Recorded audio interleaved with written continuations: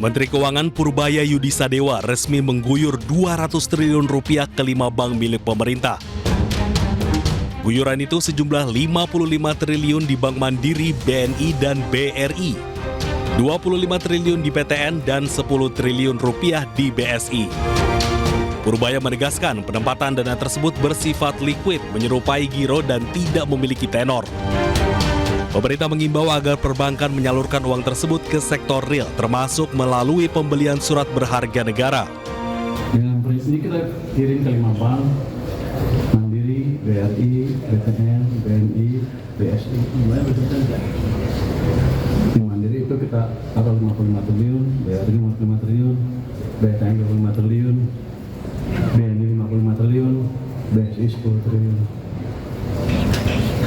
Itu sendiri dananya akan kita kirim. Sudah saya setuju tadi pagi, bentar lagi dikirim sama dia. Kamu jangan siap rapat di atas ya. Balik lagi kirim. Jadi saya pastikan dana yang berseluruh masuk ke sistem perbankan hari ini, dan mungkin banknya habis itu bingung berpikir nyalurin kemana. Pasti pelan-pelan akan dipilih sehingga ekonomi seperti itu. Meski bank akan membutuhkan waktu untuk menyalurkan dana tersebut, namun langkah ini diyakini mampu menggerakkan perekonomian secara bertahap. Warahmatullahi wabarakatuh. Sementara itu, usai diguyur uang 200 triliun rupiah, indeks harga saham melesat naik, bahkan sempat tembus hingga 1%. Indeks harga saham pagi ini dibuka menguat hingga ke level 7.800. Transaksi jual beli saham pun mencapai 3,6 miliar rupiah dengan nilai transaksi mencapai 2,6 triliun rupiah. Seluruh saham perbankan pun melesat naik, terutama bank-bank Himbara seperti BRI, Mandiri, BNI, dan PTN. Penguatan saham Himbara sebagai respon pasar atas cairnya dana 200 triliun ke perbankan plat merah.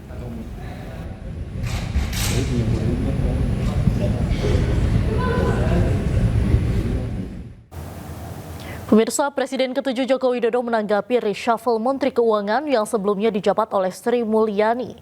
Jokowi mengklaim Purbaya memiliki mazhab yang berbeda dengan Sri Mulyani. Jokowi mengatakan Purbaya Yudi Sadewa memiliki mazhab ekonomi yang berbeda dengan Sri Mulyani. Jokowi yakin Purbaya akan mampu membuat pasar merespon positif dan saham akan kembali rebound.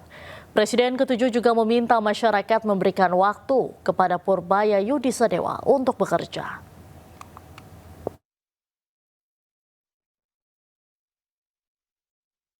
Saya kenal baik dengan Pak Purbaya, sangat bagus, dan mazhabnya memang berbeda dengan Bu Sri Mulyani. Mazhab ekonominya beda dengan Bu Sri Mulyani. Jadi kalau kita melihat dari respon pasar, respon masyarakat, saya kira kita lihat indeks harga saham gabungan juga kembali rebound, kembali naik, kemudian dolar terhadap rupiah juga melemah, rupiah menguasai, artinya. Presiden Prabowo Subianto buka suara soal sosok yang akan mengisi jabatan Menko Polhukam dan Menpora yang baru saja digantikan. Kedua sosok ini pun akan segera diumumkan.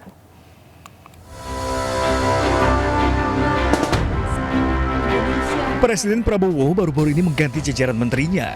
Meski sejumlah menteri baru telah dilantik, namun kursi Menteri Koordinator Bidang Politik dan Keamanan serta Menteri Pemuda dan Olahraga masih kosong. Presiden Prabowo Subianto pun buka suara atas sosok yang akan mengisi dua posisi di jajaran kabinetnya ini. Ya, nanti tunggu waktunya biar kalian ada semangat. Saat ini, posisi Syafri Samsudin menjabat sebagai AD Interim Menko Polhukam. Selama menjabat, Syafri tetap menduduki posisi sebagai Menteri Pertahanan RI. Sementara posisi Menpora masih kosong. Menpora sekaligus tokoh legenda bulu tangkis Taufik Hidayat sementara mewakili Menpora di sejumlah acara. Tim Liputan iNews melaporkan. Kita beralih ke informasi lain, pemirsa. Kejagung menetapkan kakak beradik bos PT Sritex sebagai tersangka TPPU atas dugaan korupsi pemberian kredit bank ke PT Sritex Tbk.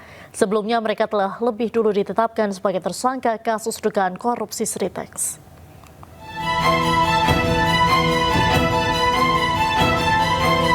Kejaksaan Agung menetapkan kakak beradik bos PT Sri Rezeki Isman Tbk atau Sritex Iwan Setiawan Lukminto dan Iwan Kurniawan Lukminto sebagai tersangka dugaan tindak pidana pencucian uang.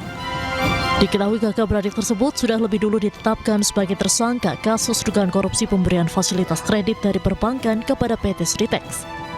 Kapus Penkum Kejagung Anang Supriyatna mengatakan Kejagung sudah menetapkan kakak beradik bos Sritex sebagai tersangka TPPU per tanggal 1 September 2025.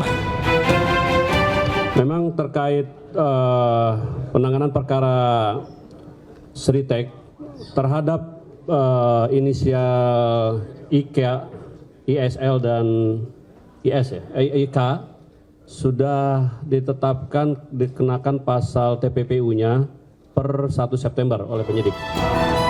Sebelumnya Kejagung telah menetapkan 12 orang tersangka terkait dugaan korupsi pemberian fasilitas kredit dari perbankan kepada PT Sritex. Diperkirakan kasus ini menyebabkan kerugian negara lebih dari 1 triliun rupiah. Dari Jakarta, Ismalia Yudi Richard Seto Pratomo, iNews melaporkan.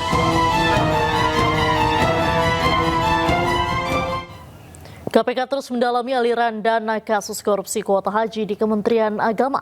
Berbagai pihak telah diperiksa, termasuk mantan Menteri Agama Yakut Khalil Qomas yang telah dicegah ke luar negeri.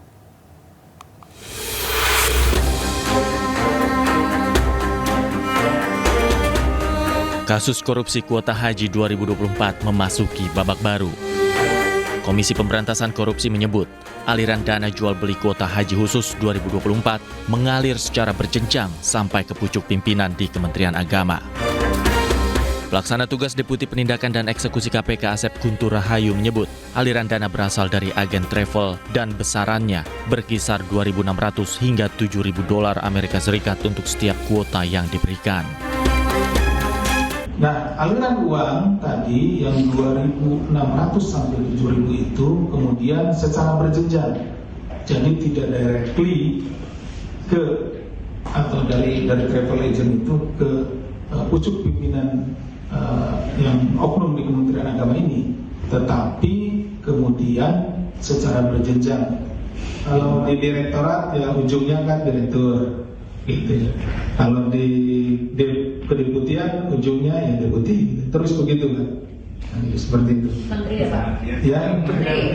Kalau di kementerian, ya ujungnya ya, menteri. Kementerian ya. Untuk mendalami kasus ini, KPK juga telah memanggil pemilik Uhud Tour and Travel, Ustadz Khalid Basalamah. Khalid diperiksa sebagai saksi fakta dan mengatakan bahwa dirinya menjadi korban sebuah agen travel haji yang menggunakan kuota haji khusus dari Kementerian Agama. Kasus dugaan korupsi kuota haji 2024 telah naik ke tahap penyidikan, tapi KPK belum menetapkan tersangka. Sejauh ini, total sudah ada 3 orang yang dicegah ke luar negeri. Salah satunya adalah mantan Menteri Agama Yakut Khalil Qomas. Dari Jakarta, Tim Liputan iNews melaporkan.